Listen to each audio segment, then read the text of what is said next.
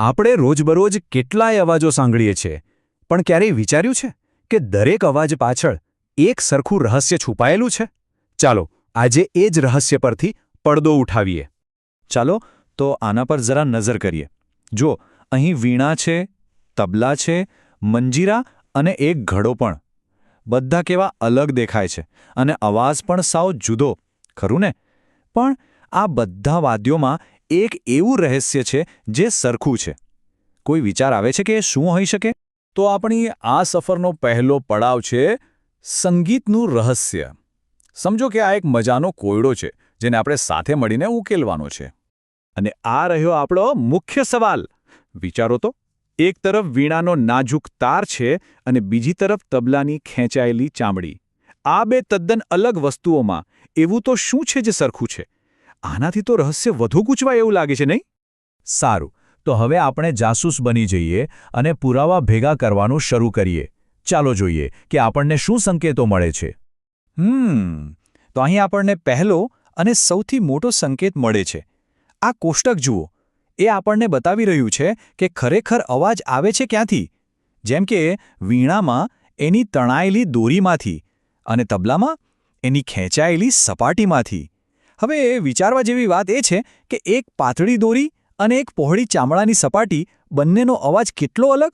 પણ અવાજ પેદા કરવાની રીત પાછળનો જે મૂળભૂત સિદ્ધાંત છે ને, એ એક જ છે. તો પછી એક તણાયેલી દોરી અને એક ખેંચાયેલી સપાટી, આ બંનેમાં શું એક સરખું છે? આ બંને એવું તે શું કરે છે કે જેનાથી ધ્વનિ ઉત્પન્ન થાય? આનો જવાબ બસ એક જ શબ્દમાં છુપાયેલો છે. અને હવે સમય આવી ગયો છે આપણા એ સંગીતમય કોયડાનો જવાબ જાણવાનો.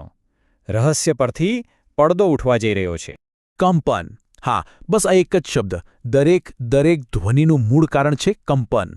અને આ ચિત્ર જુઓ, કેટલું સરસ સમજાવે છે. અહીં આપણે ધ્વનિના રહસ્યને આપણી આંખોથી જોઈ શકીએ છીએ. પેલું જે અદૃશ્ય કંપન છે ને, એ જ પાણીમાં દેખી શકાય તેવા તરંગો બની રહ્યું છે. તો આ કંપન છે શું? બહુ સરળ છે. કોઈ પણ વસ્તુની ઝડપથી થતી આગળ પાછળની ગતિ. અત્યાર સુધી આપણે જે પણ અવાજ સાંભળ્યો છે, પછી એ મીઠો હોય કે કાનને ન ગમે તેવો, એ બધો જ આવી ગતિમાંથી જન્મે છે. સારું, તો હવે જ્યારે આપણને આ રહસ્યની ખબર પડી ગઈ છે, ચાલો જોઈએ કે આ વાત ખાલી વાજિંત્રો પર જ નહીં, પણ આપણી આસપાસની દુનિયામાં બધે જ કેવી રીતે લાગુ પડે છે. જુઓ, આ કંપનનો નિયમ કેટલો વ્યાપક છે. એક બાજુ ભવ્ય કાર્યક્રમમાં વાગતી વીણા હોય કે પછી ઘરે જાતે બનાવેલો આવો સાદો એક તારો, બંને એક જ સિદ્ધાંત પર કામ કરે છે. પદાર્થ બદલાય, એના કંપનની રીત બદલાય અને બસ એટલે જ તો અવાજ પણ બદલાઈ જાય છે. આ તો આપણા રોજિંદા જીવન સાથે જોડાયેલી વાત છે. મધમાખીની પાંખોનું ગુંજન, ફોનની રિંગટોન, આપણા ગળામાંથી નીકળતો અવાજ કે પછી સ્પીકરમાંથી આવતો ધબકાર, આ બધું જ કંપનનું પરિણામ છે. આપણી દુનિયા ખરેખર તો સતત કંપન કરી રહી છે, એક અદૃશ્ય સંગીત બનાવી રહી છે. તો હવે જ્યારે આ રહસ્ય ખબર છે, ત્યારે આસપાસના અવાજોને જરા ધ્યાનથી સાંભળવાનો પ્રયત્ન કરજો. કોને ખબર, ક્યાં છુપાયેલા કંપનો શોધી શકાય. દુનિયાને સાંભળવાની એક સાવ નવી જ રીત મળી જશે.